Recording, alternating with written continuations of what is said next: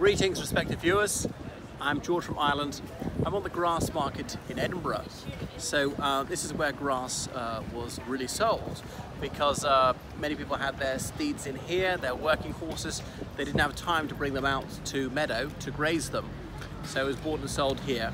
But anyway, behind me is the White Hart Inn, is what I'm really interested in. Hart without an E, as in a stag. And there are quite a few of them wild in Scotland, but in the Highlands, not in the Edinburgh region anymore. But people used to hunt them in Lothian into the 19th century. And this is where Robert Burns stayed when he last visited Edinburgh.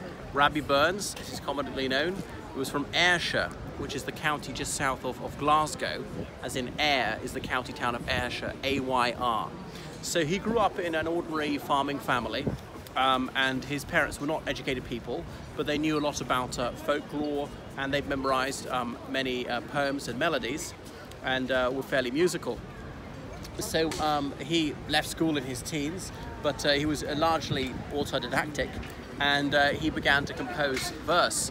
But some of his verse is not original. He never pretended it was. A lot of them he just collected some popular lore, and he polished up these verses and added a few of himself. So he's known for Tam O'Shanter, for example, like the snow falls in the river, a moment white that melts forever, which is a ghost story. There's a Tam O'Shanter hat, which takes its name from that, and Scots were hay with Wallace bled, that one, which is an imagined oration by William Wallace to his troops before a battle, and quite a few more.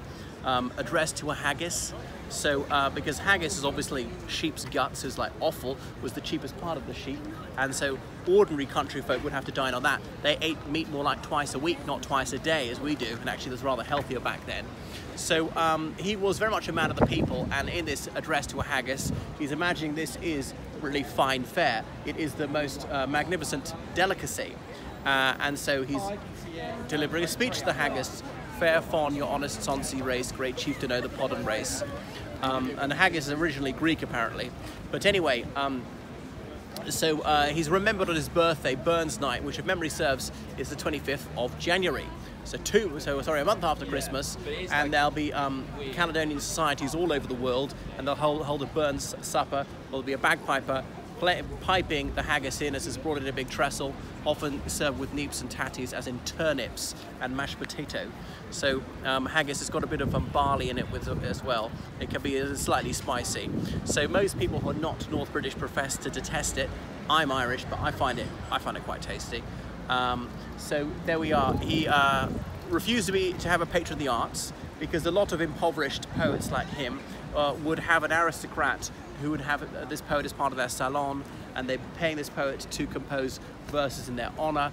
This wealthy person would like to be seen to be cultured and to be helping some impecunious, struggling writer like Burns, but he was having nothing to do with that. He cared about ordinary people.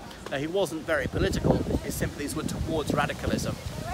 And addressed to a mouse, he wrote one time when he's ploughing a field and disturbed a rodent's nest, and assuring them that he wouldn't he wouldn't kill you with a murdering prattle or whatever. Wasn't going to kill the mouse with his plough. He was a gentle sort of person, and he penned many bawdy ballads, love poems with a polite way to saying them, but they were more lascivious in nature.